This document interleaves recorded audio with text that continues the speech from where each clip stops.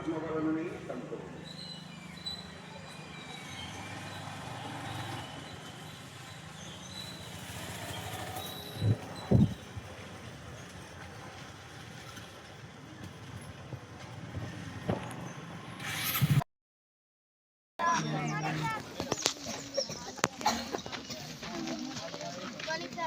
Studio 18 ప్రేక్షకులకు హోలీ శుభాకాంక్షలు. అదేవిధంగా మా సిరికొండ అటవీ శాఖ తరపున ప్రపంచ వన్యప్రాణి దినోత్సవ శుభాకాంక్షలు. ఐక్యరాజ్యసమితి 2013లో మార్చి 3వ తారీఖున ప్రపంచ వన్యప్రాణుల దినోత్సవాన్ని జరుపుకోవాలని ఆదేశించడం జరిగింది. అప్పటి నుంచి మనం కూడా ప్రతి ఏటా మార్చి 3వ తారీఖున ప్రపంచ వన్యప్రాణి దినోత్సవాన్ని జరుపుకుంటున్నాం.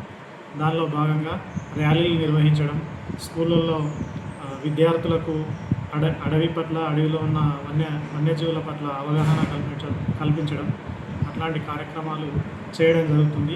ప్రతి సంవత్సరం కూడా ప్రపంచ వన్యప్రాణి దినోత్సవానికి ఒక థీమ్, ఒక ఉద్దేశాన్ని తెలపడం జరుగుతుంది. ఈ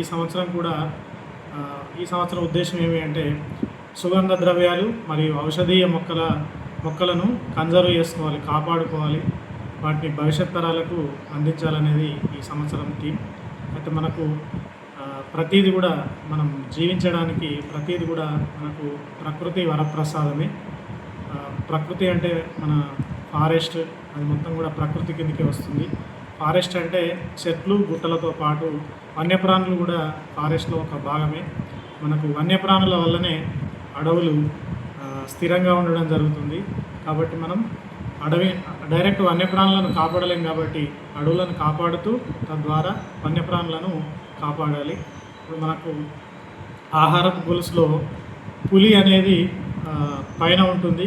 అంటే ఒక పులి అనే దాన్ని సంరక్షించినట్లయితే ఆహారపు గొలుసులో ఉన్న ప్రతి జీవిని కూడా మనం సంరక్షించినట్లే.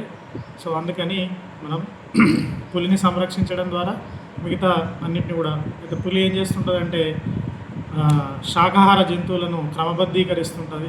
ఒకవేళ పులి అనేది లేకుంటే శాకాహార జంతువులు ఎక్కువై మనకు ఎలాంటి పంటలు పండకుండా చేసే అవకాశాలు ఉంటాయి. అంటే మనకు తినే ఆహార పదార్థాల కొరత ఏర్పడుతుంది. సో కాబట్టి మనం ఖచ్చితంగా పులిని సంరక్షించాలి. పులిని సంరక్షించినట్లయితే మనం అడవిని సంరక్షించినట్లే. Thank you very much.